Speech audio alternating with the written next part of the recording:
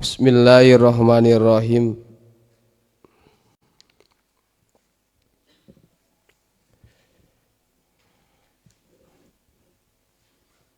Kalanya mananya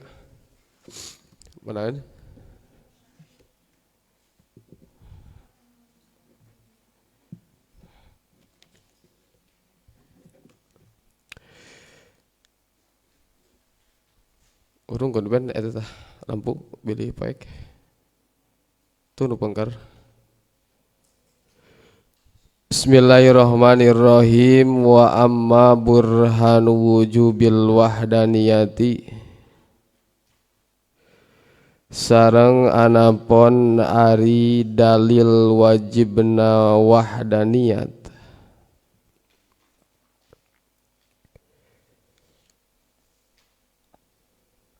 lahu pikeun Allah Ta'ala bari mahaluhur Allah.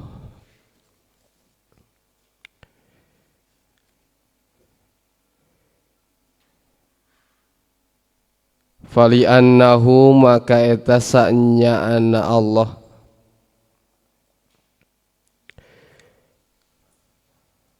laulam yakun lamun tebukti Allah wahidan eta anu sahiji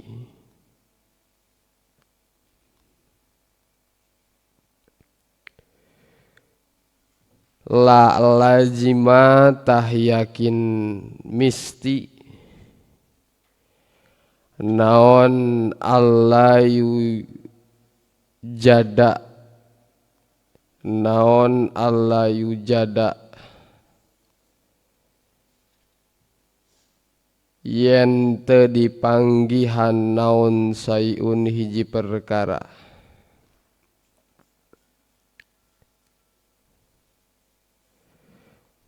minal alami buktina ti ieu alam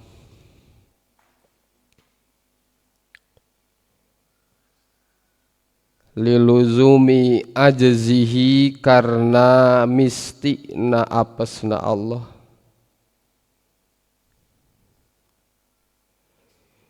hina izin dina nalikana laulam yakun wahidan. Dalil sifat wahdaniyat ari wahdaniyat teh eta hartina teh sahiji Allah baik dina zatna atanapi dina sifatna atanapi dina pirang-pirang pada melanana. Sahiji dina zatna hiji lain meunang ngahijikeun hiji lain bagian tinu sejen.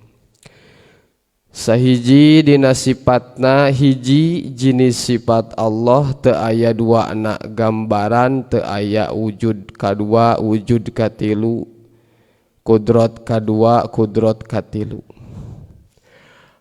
Nomor kaduana makna wahdaniyat sifat teh di luar Allah salianti Allah teu ngagaduhan sifat sapertikeun dat Allah sapertikeun manusia teu ngagaduhan sifat-sifat Allah nu 20 di manusia. Nomor katilu aya wahdaniyat fil af'al maknana nyaeta di luar Allah teu ngagaduhan tapak damel. Ngan sanajan di luar Allah teu boga tapak damel tapi urang diparentah pikeun ikhtiar. Itu kan ya? Diparentah pikeun ikhtiar. Kumaha cenah dalilna wahdaniyat?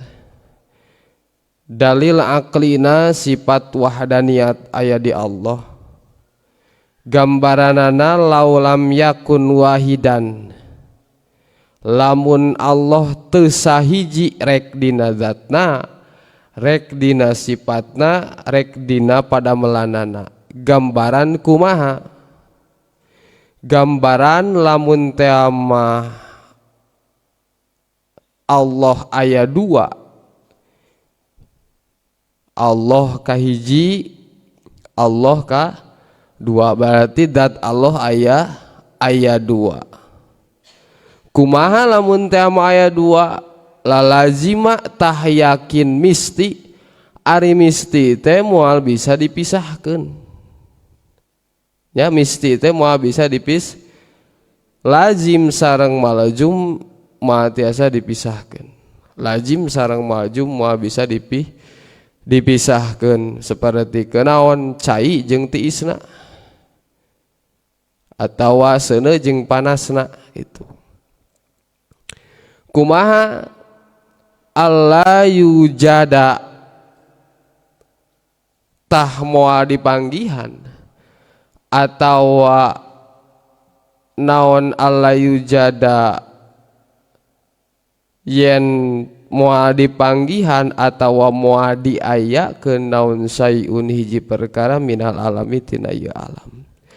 Lamun Allahna dua maka moal dipanggihan sakabeh perkara nu aya di ieu naha geuningan liluzumi ajzihi karena lazim apesna itu Allah. Misti apesna gambaran kumaha gambaran sapertikeun kieu Allah teh aya dua berarti kakawasaanna aya dua. Allah kahiji boga kakawasaan, Allah kadua boga kakawasaan. Pahamnya? Cek Allah kahiji kuring hayang ngayakeun alam, kuring hayang ngayakeun langit. Cek Allah kadua kuring mu ngayakeun naon? Alam. Kuring mu ngayakeun manusia. Cek Allah kahiji mah hayang ngayakeun manusia, hayang nyiptakeun manusia, hayang nyiptakeun alam. Cek Allah kadua mung. Ketika ayeuna dua perkara eta atawa dua pangeran eta silih padapan atawa silih bertolak belakang dina kahayangna, maka ketika salah sahijina cumpon nu kahijina naon? Ketika salah sahijina cumpon, contohna nomor kahiji cumpon, maksudna naon? Nyiptakeun alam berarti apes anu kadua. Ari kitu mah pangeran teh naon? Apes. Da bisa kaelekeun ku pangeran anu saja anu kadua. Sedengkeun nu kadua ge akur naon? Bisa apes. Ketika ayeuna nomor kadua mu ngayakeun alam, cumpon tah alam eueuh, makhluk eueuh, berarti nomor kahiji naon? Apes. Da teu bisa naon? Ngayakeun makhluk. Lamun teh nomor kadua ayeuna mu ngayakeun alam, ketika alam aya apes nomor kasabaraha? Nomor kadua. Da buktina alam aya sedengkeun cek pangeran nomor kadua mah ulah aya. Berarti atuh duanana ge bisa apes, maksudna duanana apes. Kakawasaan nomor kahiji kabatas ku kakawasaan nomor kadua kakawasaanna kabatas ku nomor maka lazim naonna apesna. Hina izin dina nalikana terbukti Allah hiji. Ari Allah hiji makan moal aya nu naon? Moal aya anu ngabantah rek nyiptakeun teu nyiptakeun. Moal aya nu ngabantah. Teraskeun. Maka buah tina urang ngawahdaniatkeun Allah Subhanahu wa taala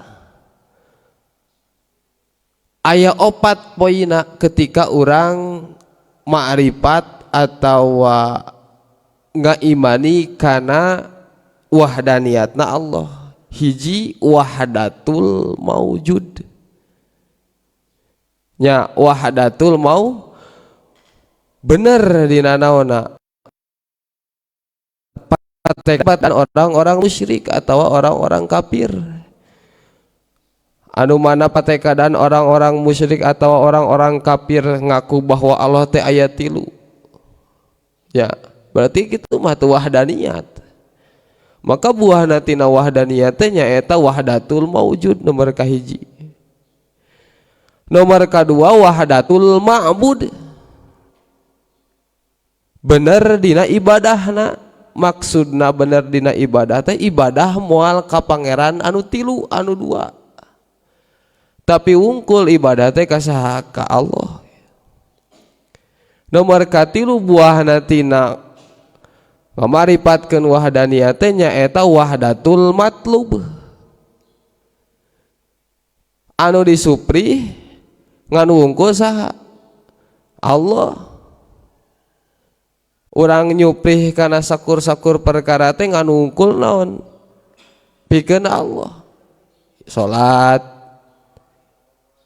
perintah Allah itu. Kan saukur diparentah we ku saha? Ku Allah. Nomor kaopat wahdatul maksud.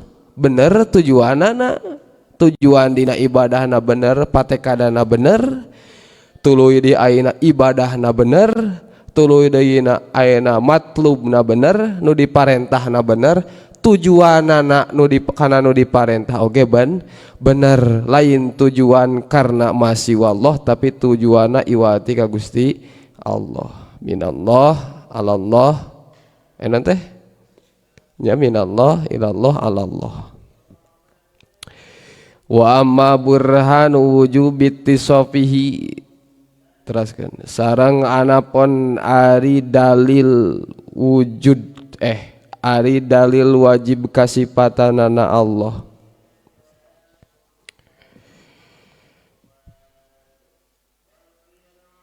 Wa amma burhanu wujubit tisofihi sareng anapun ari dalil wajib kasipatanana Allah Ta'ala bari maha luhur Allah. Bil kudrati ku sifat kudrat, wal irodati sareng sifat irodat, wal ilmi sareng sifat ilmu, wal hayati sareng sifat hayat. Fali annahu maka eta sanyana kalakuan sareng tingkah domir sya'an. Kalakuan sareng tingkahna aya dina sabada domir sya'an. Mana kalakuan jeung tingkahna? Lao intafa eta lamun sepi. Naon sayun hiji perkara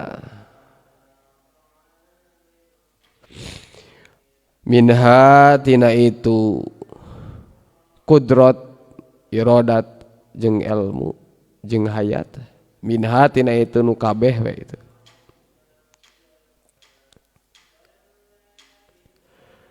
Lama wujida tah yakin teu dipanggihan.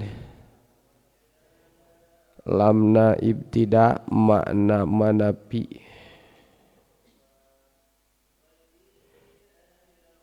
Naon sayun hiji perkara minal hawadisi buktina tina ieu pirang-pirang anu anyar.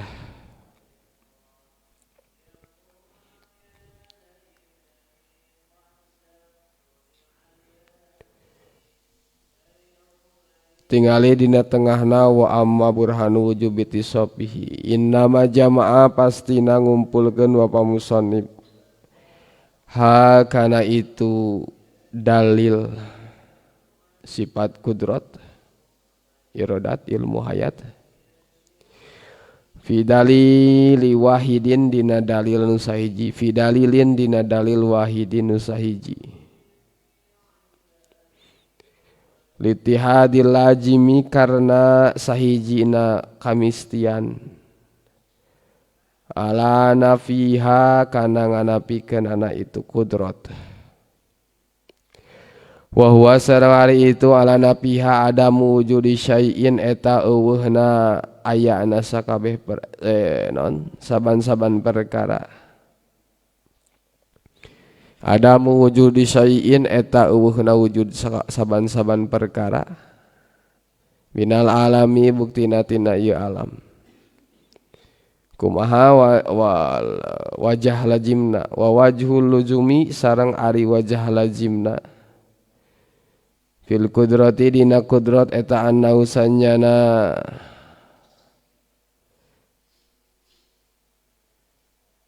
kudrat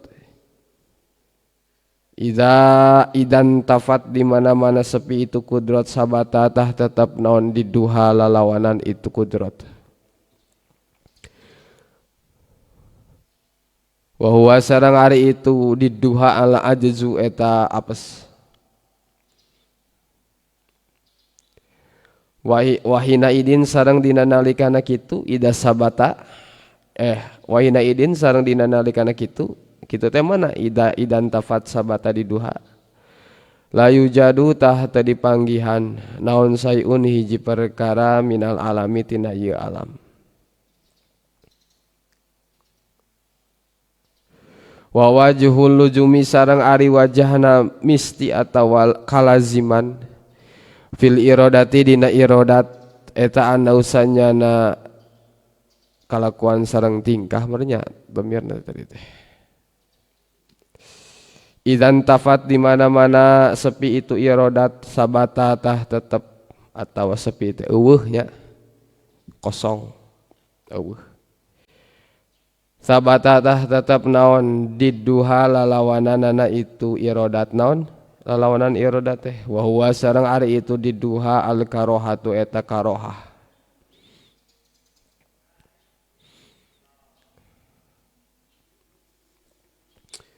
bimana adamil irodati kalawan makna teu ayana irodat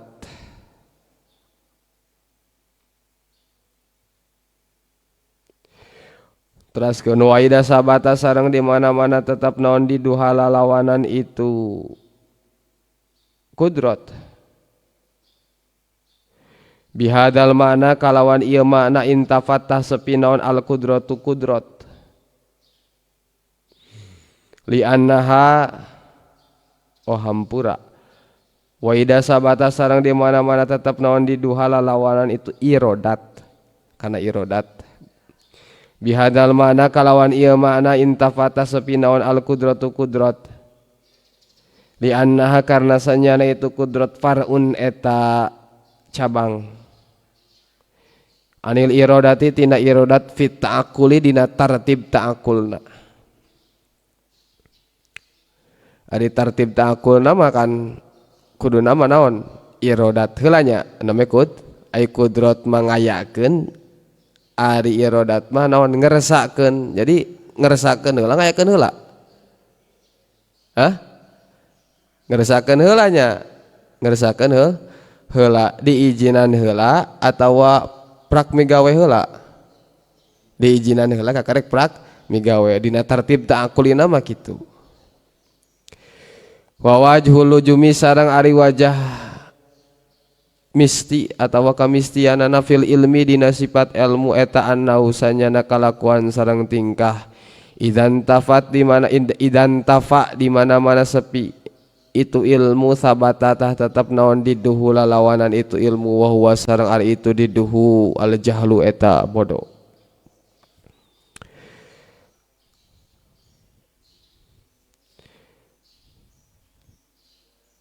di mana-mana ayeuna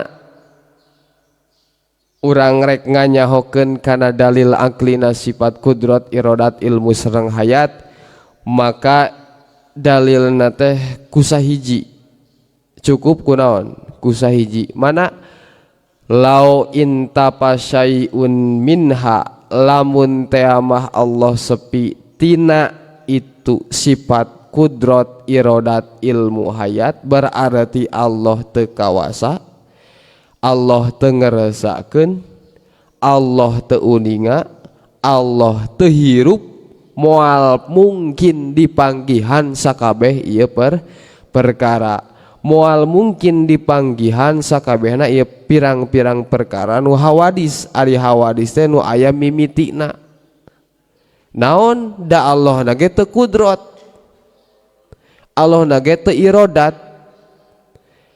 mustahil ayeuna Allah teu kudrat tapi bisa ngayakeun alam jalmi anu teu kawasa jalmi nu teu mampu mustahil mampu ngayakeun. Jalmi anu atawa ulah jalmi dat anu teu mampu ngairodatkeun, nu teu mampu ngeresakeun, maka perkara nu dikeresakeun moal aya.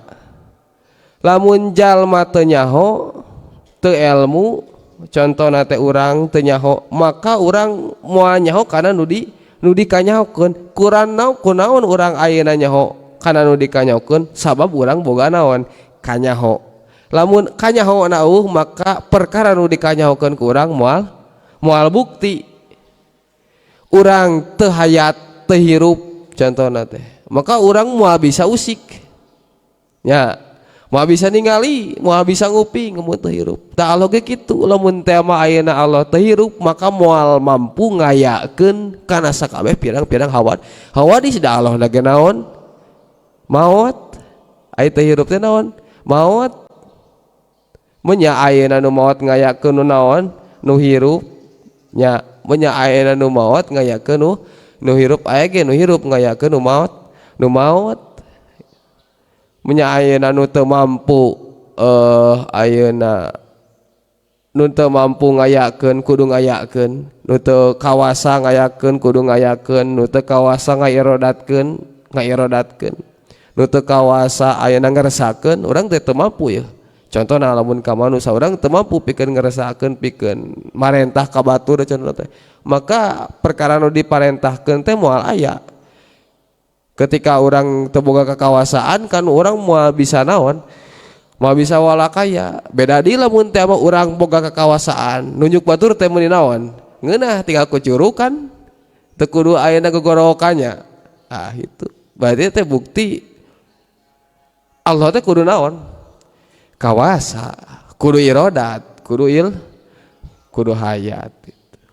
Teraskeun wa amma burhanu wujubi sam'i sareng anapun ari dalil wajibna sifat sama lahu ka Allah taala bari maha luhur Allah. Wala basaru sareng sifat basor, wal kalamu sareng sifat kalam,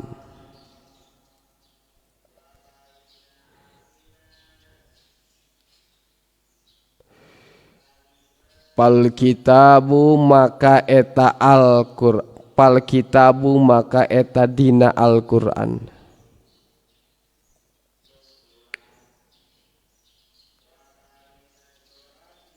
wa sunnatu sareng hadis.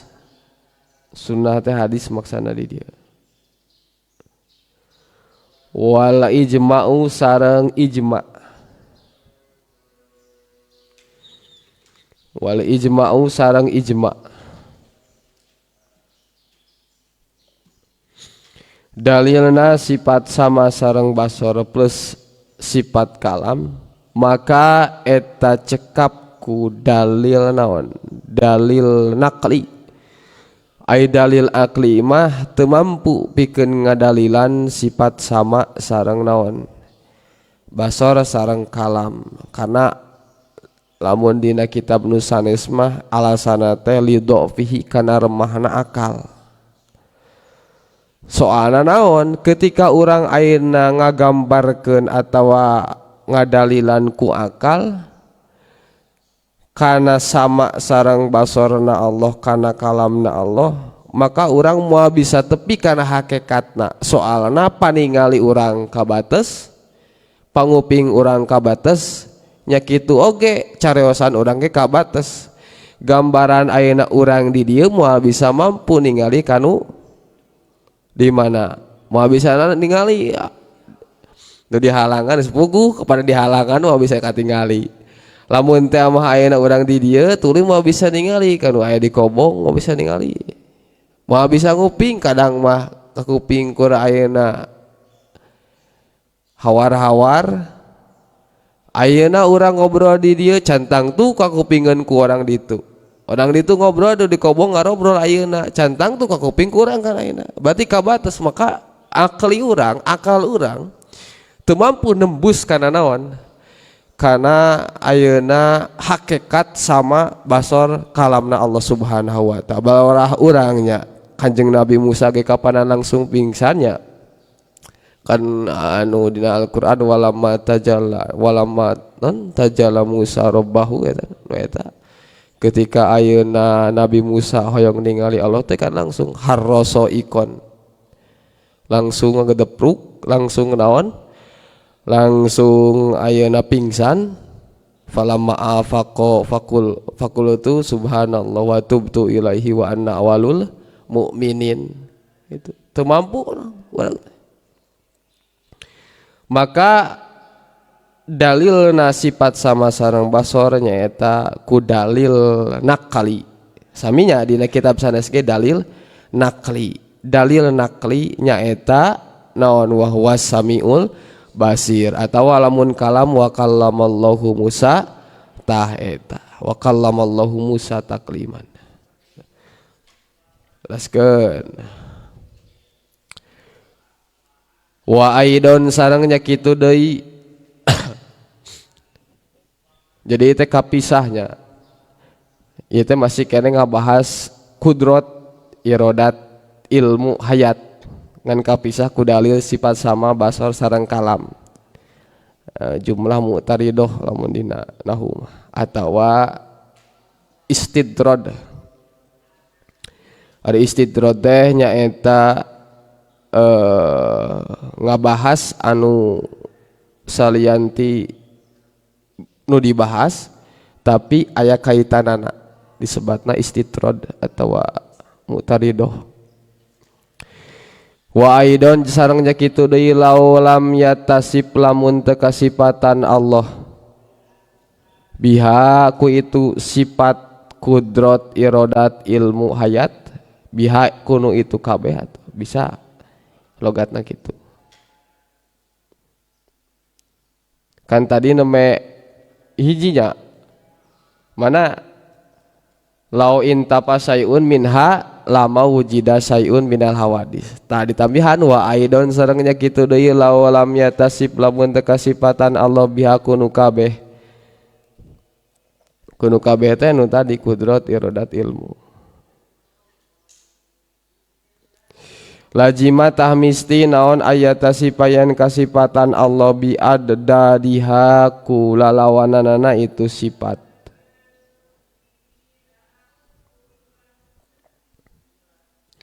Wahia sarang ari itu addadiha lalawanan anu kabeh nako isu eta pirang-pirang kakurangan.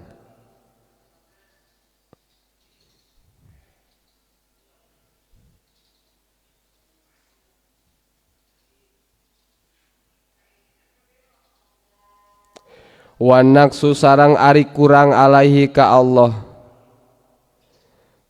Ta'ala bari maha luhur Allah.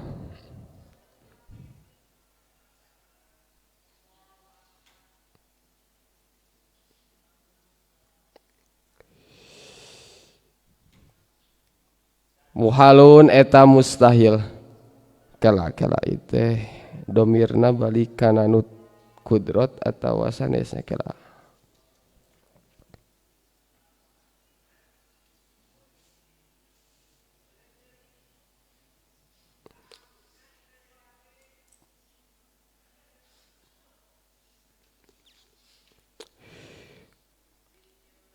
Wa aidon sarangnya kitu deui lawalam yatasib lamun teu kasipatan Allah biha ku itu nu kabeh.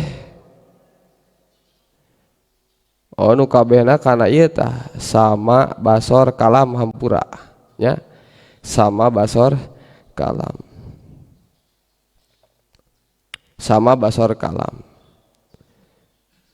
Atawa kela. Deres ketang kana kudrat hampura kudrat irodat ilmu hayat. Soalna naon soalna sama sareng kalam sareng basor mah nyaeta teu aya dalil naon dalil nakli teu aya dalil akli ayana dalil nakli aya sedengkeun dalil naon dalil akli. atawa lamun teh ama Allah teu kasipatan ku sifat kudrot irodat ilmu hayat lalajima tamisti yen Allah teh kasipatan kulalawanan tina kudrot irodat ilmu sareng hayat.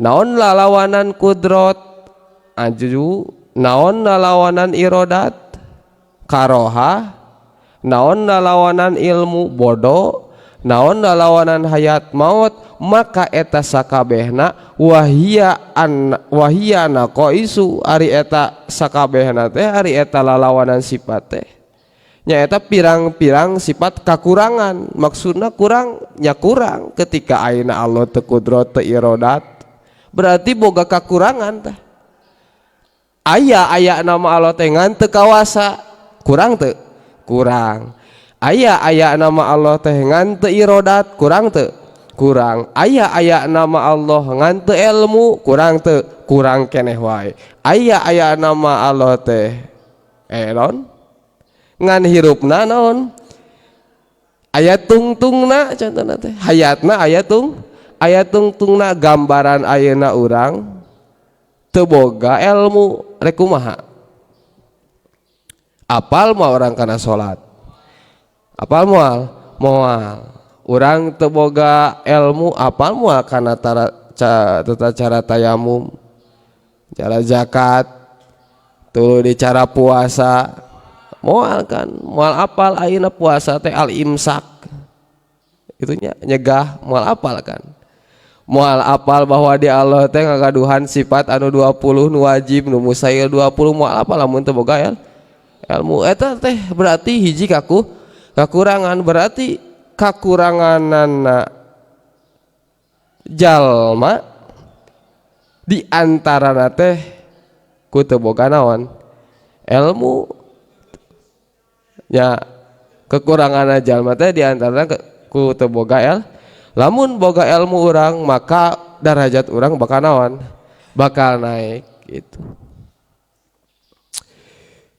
wanaksu sareng ari kurang alaihi ka Allah muhalun eta mustahil atuh ayeuna anu kawasa nya ngagaduhan sifat kakurangan beda di jeung urang sakawasa-kawasana urang anggar di naon dikawasakeun ku pangeran gitu sakawasa-kawasana urang anggar kabates sanyaho-nyahona urang sapinter-pinterna urang anggar aya nu leuwih pinter ti saha ti urang maka urang ngarasa pinter kudu ngarasa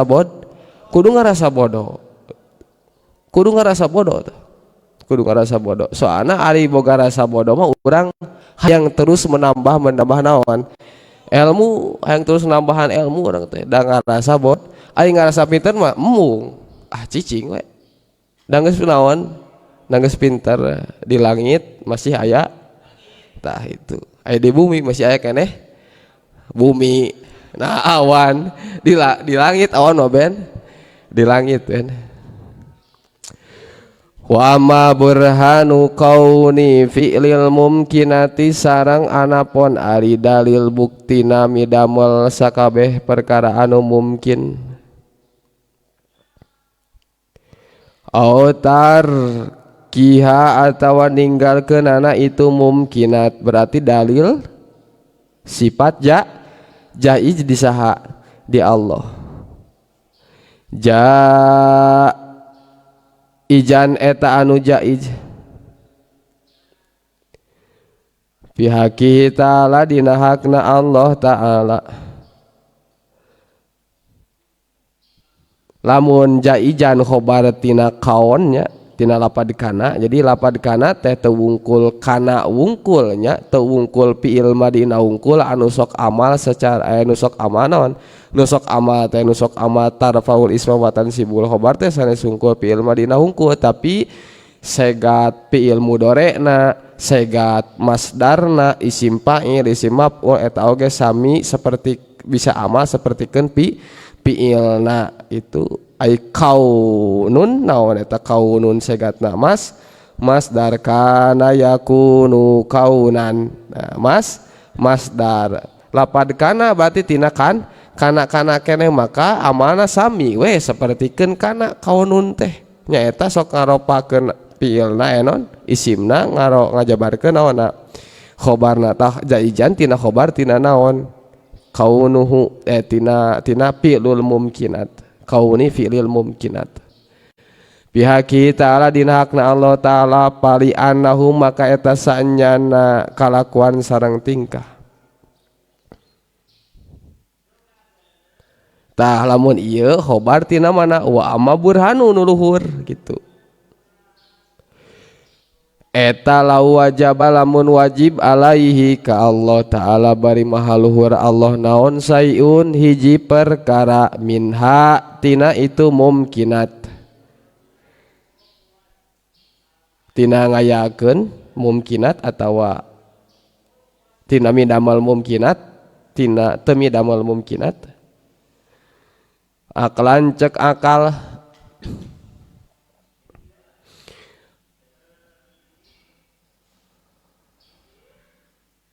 au istahala atawa mustahil itu mumkinat. Aklan cek akal lan qolabatah yakin, lan qolabatah yakin narima pindah naon al mumkinu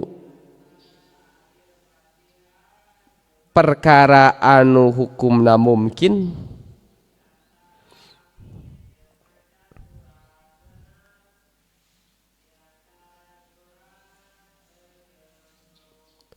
wajiban kana jadi wajib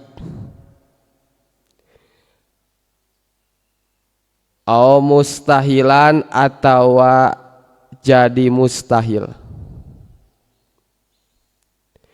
Wazalika sareng ari itu lan kolaba maksudna lan kolaba teh nu jaiz pindah jadi wajib atawa jadi mustahil. La yakilu eta teu kaharti ku akal. La yakilu mangga layu qalu oge mangga bade di mabni fa'ilkeun atau maf'ulkeun mangga. Ari dalil sifat jaizna di Allah kumaha dalilna wa amma burhanu kauni fi'lil mumkinati aw tarkiha. Ari dalil Allah midamel sakabeh perkara nu mungkin atawa teu midamelna anu eta hukumna jaiz teh pali annahu la wajaba lamun wajib Allah midamel perkara nu mungkin. Gambaran sapertikeun naon alam men wabari, alam teh perkara nu mungkin bisa aya bisa langit jeung bumi alam ya pokona mah eusina alam teh nya langit bumi manusia sagarupa atawa teu migawena teu nyiptakeunna kana alam. Kumaha wajaba alaihi ta'ala sayun minha aklan istahal aklan maka perkara nu mungkin lamun wajib ya Allah wajib nyiptakeun alam maka eta perkara nu mungkin ari alam perkara mungkin sanes perkara umum perkara nu mungkin ketika ayeuna midamelna Allah kana ieu alam wajib maka eta perkara eta alam teh hukumna lain jaiz lain nu bisa aya bisa eueuh tapi hukumna pindah tina nu bisa aya bisa eueuh jadi wajib aya ari kitu mah da Allah midamel kana alamna ketika ayeuna nisbat ka Allah hukumna midamel alam wajib maka ayana alam wajib atawa lamun teh mah ayeuna nu jaiz alam mustahil ayana teu jaiz teu bisa aya bisa eueuh maka ketika ayeuna eueuhna alam teh jadi naon jadi wajib nya eueuhna alam jadi wajib atawa ayeuna eueuhna alam teh eta teh jadi mustahil da wajib ai atawa ayana alam jadi da wajib eueuh eueuh. Jadi lamun tema alam ieu wajib eueuh ka Allah, nisbatna ka Allah, maka alam anu hukumna bisa aya bisa eueuh teh jadi naon? Mustahil ayana da pi'lu kulli mumkinna. Midamalna Allah kana ieu alam teh mustahil ketika ayeuna mustahil ka Allah nyiptakeun alam aya moal alam. Moal aya. Beda jeung naon? Teu mustahil gambaran jaid. Ari jaid mah kan bisa aya bisa nyiptakeun bisa teu nyip. Ari ketika ayeuna pindah hukumna jadi wajib mah kudu aya. Pinter wajib aya teu di urang? Henteu. Dalin barang nu wajib. Bodoh wajib aya teh di urang? Henteu. Aya kalana manusia teh bodoh, aya kalana manusia teh lamun ayeuna pinter wajib maka sakabeh jalma moal aya nu naon? Moal aya nu bodoh. Lamun teh mah ayeuna bodoh wajib maka moal aya sakabeh jalma anu pinter, bodoh kabeh. Tapi buktina geuningan aya pinter aya bodoh. Maka bodoh jeung pinter ulah jadi alasan urang teu daek kan? Ulah jadi alasan urang naon? Ulah jadi alasan orang naonnya pesimis mun bodoh teh mah urang mah teu bisa naon keun ya. Ulah eta teh jai buat teuing ayeuna urang keur ngaji teu bisa engke mah bisa kan jaiz, lain wajib lain mustahil. Lamun ayeuna mustahil ayeuna Allah nyiptakeun pinter ka manusia moal aya nu naon? Moal aya nu pinter pasti bodoh kabeh da mustahil gitu. Maka hukumna ketika ayeuna Allah wajib nyiptakeun alam atau nyiptakeun dunia atau langit jeung bumi jeung isi-isina, hukumna lamun wajib berarti kudu aya teu meunang eueuh. Lamun mustahil kudu eueuh teu meunang aya. Sedengkeun ayeuna aya berarti teu wajib tapi naon jaiz kersanding saha? Kersanding Allah. Lan qalaba al mumkinu wajiban aw mustahilan, pindah darajatna nu jaiz hukumna jadi wajib cek akal, jadi mustahil cek akal. Ketika jadi mustahil atawa wajib maka wadzalika la yaqilu, wadzalika jeung ari kitu teh eta teu kaharti ku akal. Lamun wajib berarti Allah teh naon? Apes, terdeteksi ku naon? Ku ciptaan maksud teh. Lamun eueuh Allah ge sami apes, da kudu ngeuweuhkeun itu. Maka eta teh hukumna naon? Hukumna naon? Mustahil. Jadi dalilna ayeuna sifat jaiz di Allah teh nyaeta lamun nu jaiz jadi wajib eta cek akal hukumna mustahil. Lamun teh mah ayeuna nu jaiz jadi mustahil eta oge sami hukumna naon? Jaiz, bisa aya bisa eueuh. Jadi moal mungkin ayeuna jaiz atawa alam ayana ieu atawa moal mungkin ngayakeunana Allah kana alam atawa ngeuweuhkeunana Allah kana alam eta hukumna wajib atawa mustahil.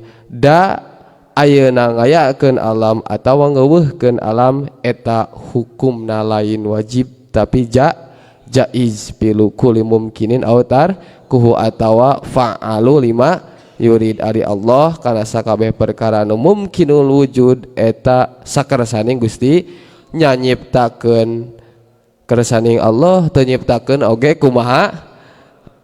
Kumaha Gusti Allah ngan ketika orang diciptakeun sing naon? Sing bersyukurnya. Itu kan ketika Allah nyiptakeun taetan nu langkung sae gitu. Wa ammar rusulu alaihim assalatu wassalam fayajibu fi haqqihim asidqu wallahu alam bisawab.